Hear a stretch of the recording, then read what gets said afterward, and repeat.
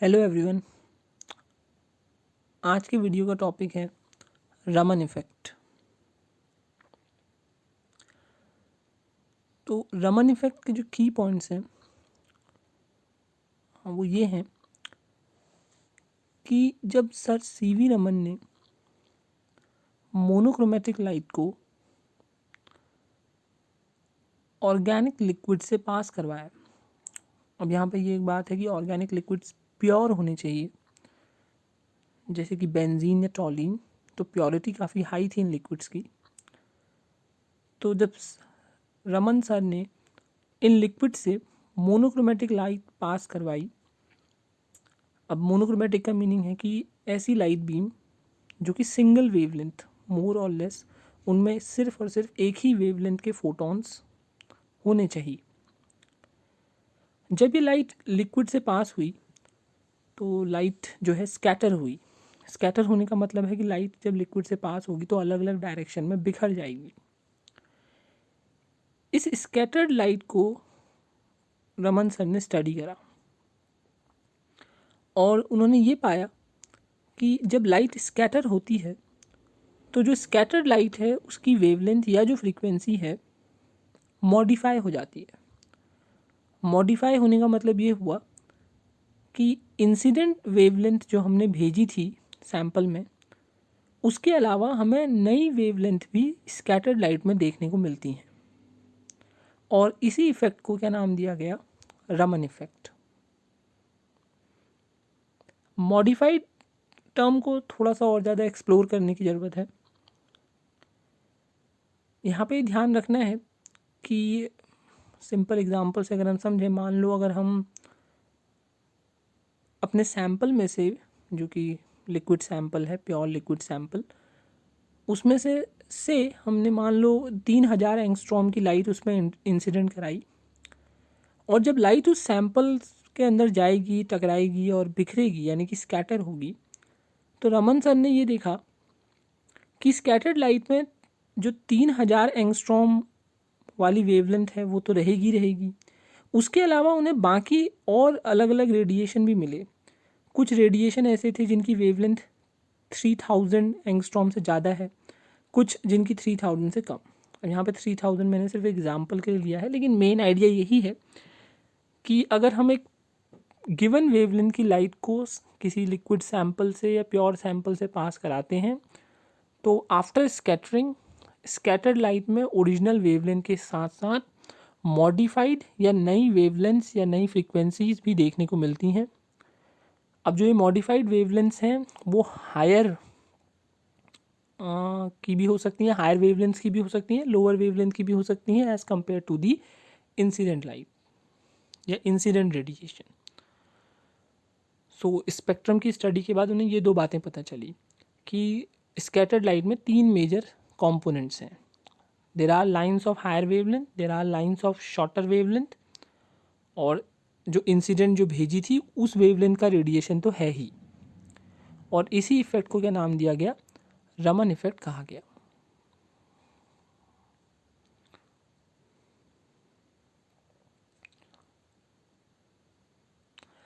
अब जो ये मॉडिफाइड वेवलेंथ देखने को मिली उनको बोला जाता है रमन लाइंस।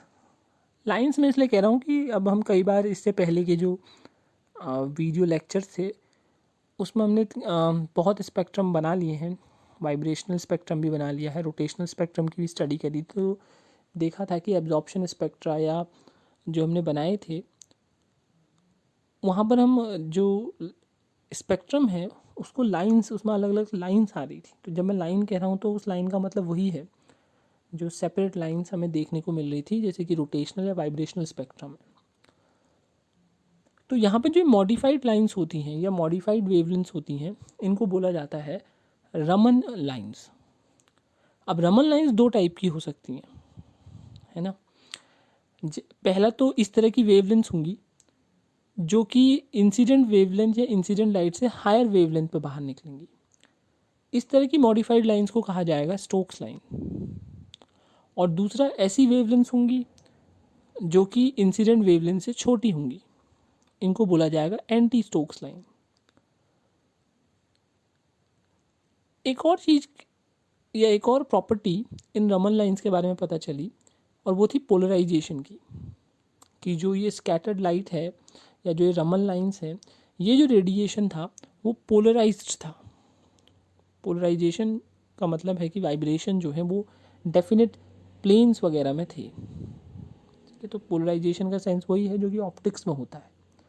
तो इसका मतलब क्या है कि जब लाइट सैंपल से पास हुई और स्कैटर हुई, तो स्कैटर होने के बाद जो स्कैटर्ड में हमें मॉडिफाइड वेवलेंथ्स मिली या मॉडिफाइड रेडिएशन मिला जो अलग अलग डायरेक्शन में बिखर गया, उसको जब पोलराइजेशन से पास करोगे तो उनमें एक वेल डिफाइंड पोलराइजेशन या नेचर या वेल डिफाइंड पोलराइजेशन देखने को मिलेगा।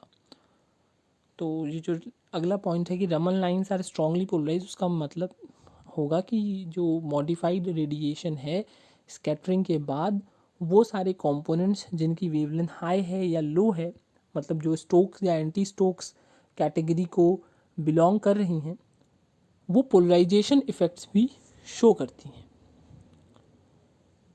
तो नेक्स्ट हम देखते हैं कि एक टिपिकल रमन स्पेक्ट्रम अगर हम देखें तो वो किस तरीके का दिखाई देगा।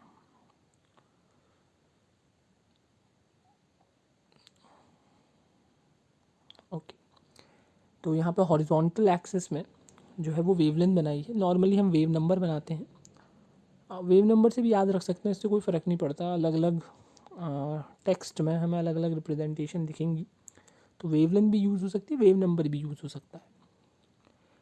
तो यहाँ पर हम देख रहे हैं कि there is a central line. अब दोबारा से एक पॉइंट जो थोड़ा सा ध्यान रखना है कि यहाँ पर जो ये लाइंस की हाइट है वो रिप्रेजेंट करती है इंटेंसिटी को, एक तरीके की इंटेंसिटी कि कोई जो रेडिएशन है वो बाहर निकला तो कितनी इंटेंसिटी का है। तो यहाँ पर जो सेंट्रल लाइन है जिसकी हाइट सबसे ज़्यादा है वो रिप्रेजेंट कर रही है ओरिजिनल लाइन को। ओरिजिनल लाइन को मतलब ये लाइन उस वेवलेंथ पे बनाई गई है जो हमने अपने सैंपल पर भेजी थी, और इसकी इंटेंसिटी सबसे ज़्यादा होगी। कभी कभी इसे रेहले लाइन भी कहते हैं। अब इसकी इंटेंसिटी ज़्यादा होने के पीछे रीज़न बड़ा सिंपल है। इसका मतलब फिज़िकल मीनिंग ये है कि अगर हम गिवन वेवलेंथ को भेज रहे हैं, पर्टिकुलर किसी वेवलेंथ को सैंपल पे इंसिडेंट करवा रहे हैं, तो ज़्यादातर लाइट अनमॉडिफाइड ही निकलती है और एक थोड़ा पोर्शन जो है वो मॉडिफाइड होता है। तो मतलब जो चांसेस हैं मॉडिफिकेशन, मतलब डायरेक्टली बिना किसी मॉडिफिकेशन के बाहर निकलने के लिए ज़्यादा है। इस वजह से जो अनमॉडिफाइड वेवलेंथ है उसकी इंटेंसिटी सबसे ज़्यादा है। यानी कि ओरिजिनल लाइन जो है या जो रेहले लाइन है उसकी जो हाइट जो बनाई है वो सबसे ज़्यादा बनाई गई है। नेक्स्ट क्या है कि इस स्पेक्ट्रम में हमें देख रहे हैं कि हायर वेवलेंथ साइड में हमें कुछ लाइंस देखने को मिल रही हैं और लो वेवलेंथ साइड में भी कुछ लाइंस देखने को मिल रही हैं। इन दोनों सेट ऑफ लाइंस को ही क्या कहा जाएगा, रमन लाइंस। तो जो हाई वेवलेंथ लाइंस में हैं उनको बोला जाएगा स्टोक्स, और जो लो वेवलेंथ साइड में है उनको बोला जाएगा एंटी स्टोक्स। अब यहाँ पर एक चीज़ थोड़ी सी और ध्यान देने वाली है, वो ये है कि फॉर एवरी, मतलब सिमेट्रिक पैटर्न, जो पैटर्न होगा वो सिमेट्रिक होगा। किसके अबाउट सिमेट्रिक होगा? ओरिजिनल लाइन के अबाउट सिमेट्रिक होगा। सिमेट्रिक इस सेंस में है कि अगर हमें किसी गिवन लेंथ, गिवन वेवलेंथ पे स्टोक्स लाइन मिल रही है तो उसके करस्पॉन्डिंग हमें एक एंटी स्टोक लाइन भी मिलेगी, मतलब एक लोअर वेवलेंथ वाली भी मिलेगी। सो पैटर्न जो है रेले लाइन या ओरिजिनल लाइन के अबाउट सिमेट्रिक जैसा देखने को मिलता है। बाकी इनकी और भी कई सारी प्रॉपर्टीज़ हैं जिनको हम थोड़ा आगे चल के डिस्कस करेंगे कि क्या क्या है। नेक्स्ट जो एक बहुत ही इम्पॉर्टेंट पॉइंट है रिगार्डिंग रमन इफ़ेक्ट, वो ये है कि जो मॉडिफाइड स्पेक्ट्रल लाइंस हैं उनकी दूरी कितना वो डिस्प्लेस हो रही हैं फ्रॉम दी ओरिजिनल लाइन। जो सेपरेशन है, जैसे कि अगर मैं यहाँ पर सेंट्रल लाइन और किसी भी स्टोक लाइन के बीच की दूरी देखूँ तो ये कहलाएगा डिस्प्लेसमेंट, कि इन दोनों के बीच में कितना डिस्प्लेसमेंट है या सेपरेशन है।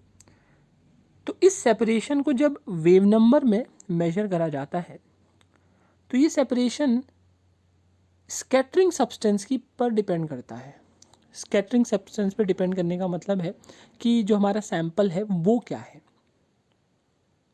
जैसे कि अगर हम एग्जांपल लें, मान लो कि हमने बेंजीन लिया और उसमें 3000 एंगस्ट्रॉम पे एक लाइट इंसिडेंट कराई, और जब हमने स्कैटर्ड लाइट को स्टडी करा तो देखा कि 3500 पर हमें एक स्टोक्स लाइन मिल रही है। तो सेपरेशन कितने का हो गया? अब ये सेपरेशन कुछ आएगा इन दोनों के बीच में। अब यहाँ पे ध्यान रखना है कि अब अगर मैं वेवलेंथ को एंगस्ट्रॉम में कह रहा हूँ तो सेपरेशन 500 नहीं लेना है। सेपरेशन हमेशा मेजर करना है वेव नंबर्स में, ठीक है। तो अगर इस तरह की कोई सिचुएशन आएगी तो पहले हम वेवलेंथ्स को वेव नंबर्स में कन्वर्ट करेंगे। सो उससे अगर हम अब एग्जांपल को थोड़ा सा चेंज करते हैं, मान लो हम वेव नंबर की बात करते हैं कि मान लो हमने सर्टेन वेव नंबर से 3000, एग्जांपल बदलते हुए मतलब यूनिट में बदल रहा हूँ कि आइडिया क्या है कि अगर हम 3000 एंगस्ट्रॉम और 3500 एंगस्ट्रॉम के बीच का सेपरेशन निकालेंगे तो 500 एंगस्ट्रॉम आएगा। तो उसको यूज़ नहीं करना है। यहाँ पर ध्यान रखना है कि जो सेपरेशन है वो हमेशा वेव नंबर की यूनिट्स में होना चाहिए। तो पहले हम 3000 को वेव नंबर में बदलेंगे, 300 को वेव नंबर में बदलेंगे, और तब जो सेपरेशन मिलेगा उसको कैलकुलेट करना है। तो ये पॉइंट ये कह रहा है कि वो जो सेपरेशन है वो सेपरेशन बेंजीन के लिए स्पेसिफिक है। जब भी बेंजीन होगा तो चाहे हम कितने भी वेवलेंथ या कितने भी वेव नंबर पर इंसिडेंट लाइट भेजें, उतने ही डिफरेंस पर हमें हमेशा एक स्टोक्स लाइन देखने को मिलेगी। तो इस वजह से क्या है, रमन स्पेक्ट्रा को हम यूज़ कर सकते हैं for characterising particular type of samples या पर्टिकुलर सब्सटेंस।